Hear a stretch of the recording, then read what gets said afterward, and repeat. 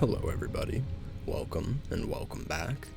Today we're going to be playing on the best of one standard ranked ladder with another tokens list, this time in the Bant colors, so we can take advantage of Broker's Ascendancy. It's a pretty fun card. At the beginning of your end step, put a +1/+1 counter on each creature you control and a loyalty counter on each planeswalker you control. So what are we running? Mondrak, planeswalkers, one or two creatures, and then things that make tokens. So this deck is pretty cool. It gets out of hand really fast. You can do something like join the dance on turn 2 into a Broker's Ascendancy. On turn 4, if you have another dance reinforcements, you're putting a ridiculous amount of power on the board. If opponent isn't able to get the Broker's Ascendancy off the field, they're just going to die to an overwhelming mass of huge token creatures. At the top of the curve, we have Nissa Ascended Animist for more gigantic Phyrexian horror tokens. She's also there for artifact and enchantment removal. The overrun isn't super common in the deck. We're not running a ton of forests, just this one here and a couple Spars headquarters, but we have Awaken the Woods just in case, so with Mondrak, you never know, you could get enough forests to ultimate and be able to attack for a bunch. The Eternal Wanderer is another really good token generating planeswalker. She can board wipe, make double strikers, and exile stuff, and the Wandering Emperor is there for your removal, of course. And Protect the Negotiators is another fun spell. This one counters spells unless they pay 1 for each creature you control. So if you're able to, join the dance into a kick to Protect the Negotiators, they would have to pay 3 mana to have their spell resolve. If you're doing that on turn 3, it's a hard counter for anything. Yeah, this deck's pretty cool, so if you are excited to see it in action, make sure to drop a like, leave a comment, and subscribe if you are not already, as I'd really appreciate that. With all that said, let's hop onto the best of one ladder and see how it does. Alright, game 1. Hand definitely looks keepable. Let's try it out. Let's go with our Overgrown Farmland first, so we can join the dance next turn and not take damage.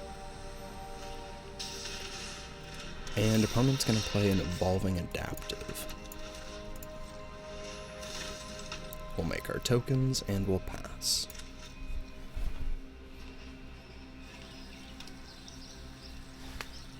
Opponent's going to play a Plaza of Heroes, and a Hopeful Initiate. That'll trigger their adaptive, and they pass. Well, that's going to be a little scary for them. Let's get our Broker's Ascendancy down. Make our creatures into 2/2s, and we'll pass.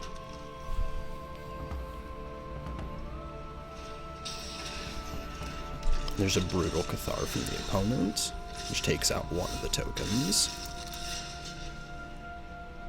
And I think we just take out their adaptive here. Let's get a Mondrak down, and next turn we can set up for tons of tokens that are going to get huge really fast.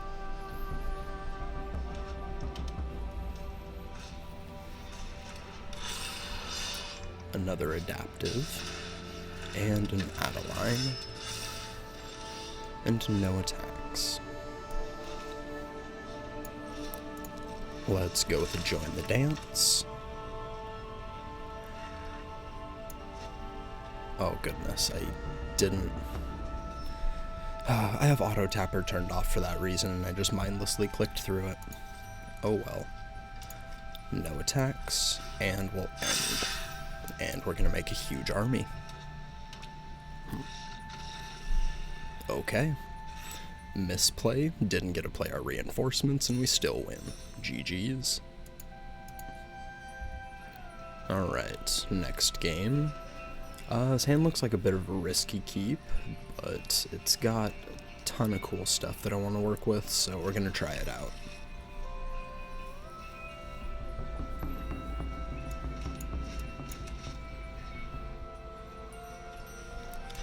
Let's get the Overgrown Farmland onto the field, and we'll pass. The opponent's gonna play a swamp and say go. Perfect, we drew an untapped land for turn 3. So you can play our announcements or an ether channeler. But looks like they're passing with double black open, so pretty easy wedding announcements.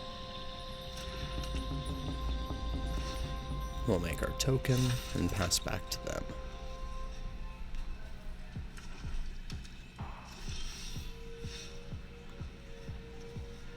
Nothing from the opponent yet. Let's play our ether channeler. Let's see if we can draw a card and hit a land. That is not a land. We'll attack for 1. Make another token, and they're gonna Infernal Grasp my ether channeler.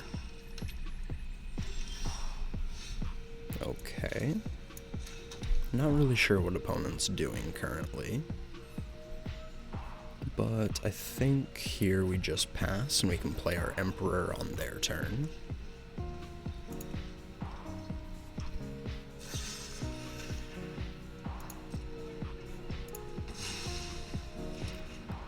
Well, since we hit the move to or pass turn button, we can just attack for 1 here. That won't trigger our wedding announcements.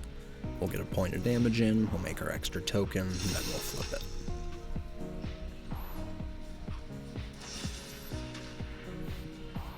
it. Alright, we'll sacrifice the one that we hit him with, and we pass. It's nice that we got 2 Sheoldred's Edicts out of their hand, and an Invoke Despair. So now our Emperor should be pretty clear to stick around, I would hope.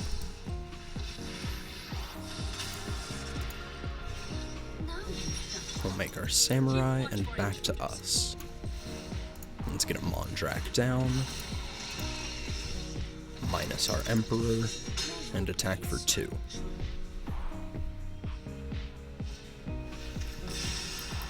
Gix's command is going to wipe the board, unfortunately. I think I'm just going to Awaken the Woods for 2 here. We'll put a counter on one of them, and we'll pass. Strike fast and strike hard. That'll at least get us to 6 mana next turn if we want to play a Wanderer, or I guess we're just back down to 5, so we're going to have to hit a land if we want to play the Eternal Wanderer here. Opponent plays another land and passes.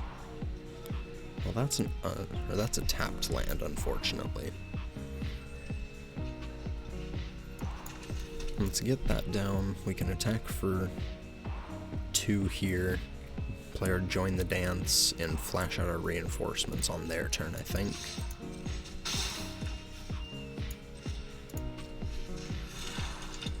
And we'll pass.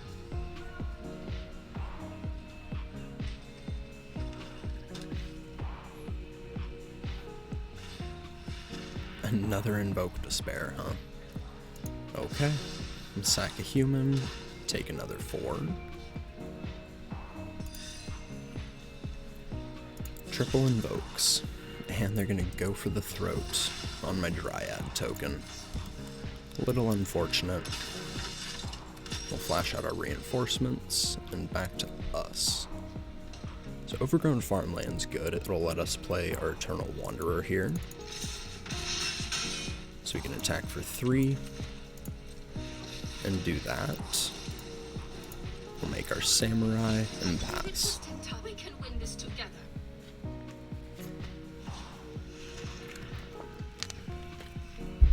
Who would have guessed? They had their 4th Invoke Despair.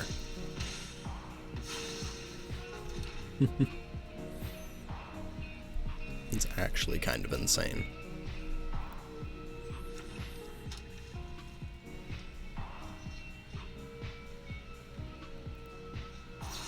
And they're going to go for the throat on the Samurai.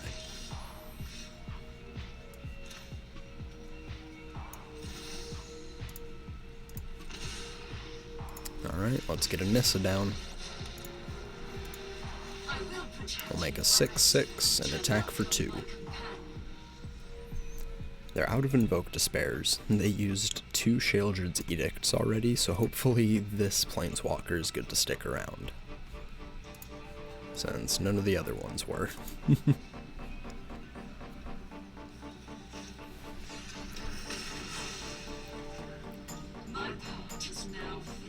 Interesting. Opponent used a Corrupt on the Nissa when they had 8 swamps out, so they could have just pointed that at my face. Interesting. Well, at this point we just have to hope that they don't have another Corrupt in hand.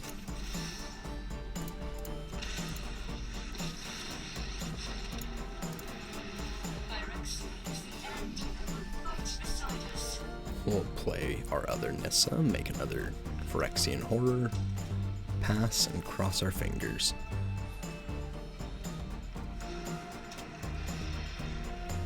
There's a Mishra's Foundry and a Sheoldred's Edict. Oh my goodness. And they play a Bank Buster.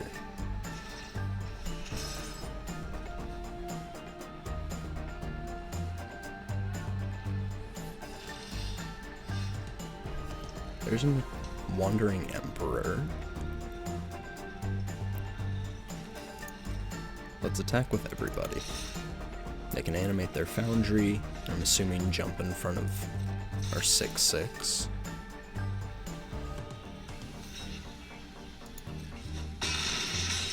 That's fine. We'll join the dance again, and we'll pass. Opponent's gonna draw with their Buster. Play a land. And cast Sheoldred the Apocalypse.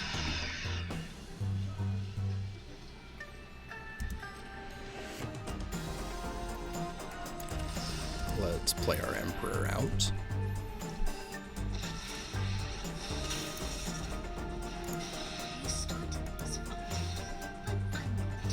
We'll make a Samurai, and back to us. We'll lose 2 off drawing.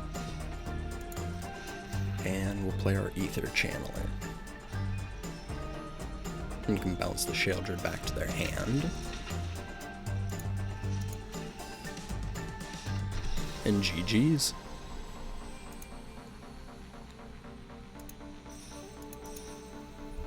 Alright, next game. Hand's definitely a mulligan. That looks a bit better. We can put one of these lands back. And put the Atarwa back. No, we'll put the plains back. We might draw another land that we can play, and then we can keep the Atarwa. We'll go with our beach and pass. Opponent's gonna play an island and say go. We'll pass. And they're gonna Otherworldly Gaze to Surveil 3.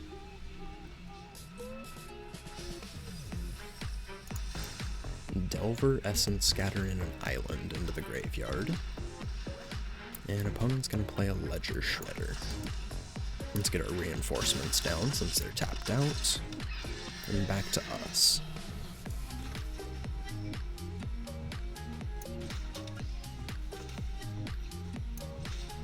Let's go for our wedding announcements.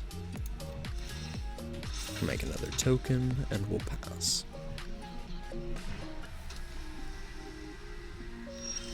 No attacks from the opponent. Still don't have double green for Awaken the Woods, unfortunately.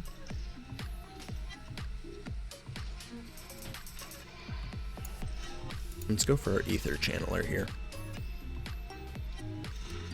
So that resolves. I think we just draw a card here.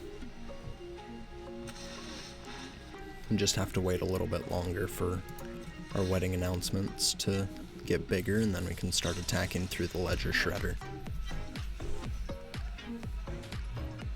Opponent's gonna Thirst for Discovery, discard an island. We'll make our token and pass.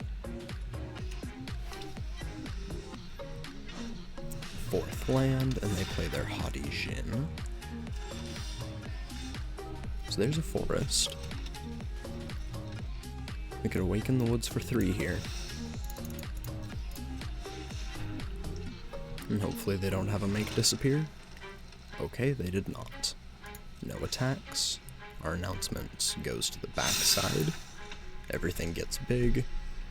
And now we can start attacking through stuff.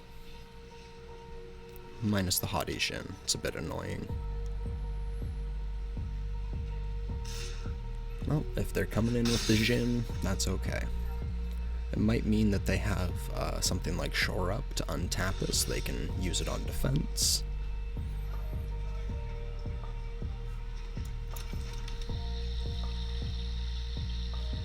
So let's go to combat. And we're going to go in with everybody minus 1 of the Dryads so we can join the dance twice. They're going to put 1 card on the bottom. And there's the Shore Up.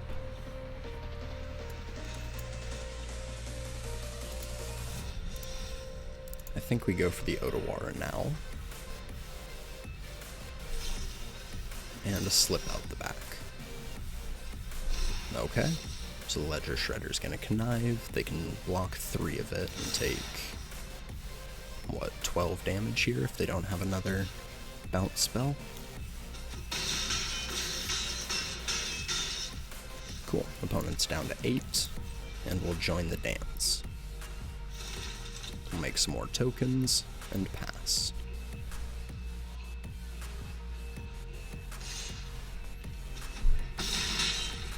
Alright, opponent turns him sideways, plays a terror, another land, and passes. Alright, yep, we have enough stuff that they definitely could not block. GG's.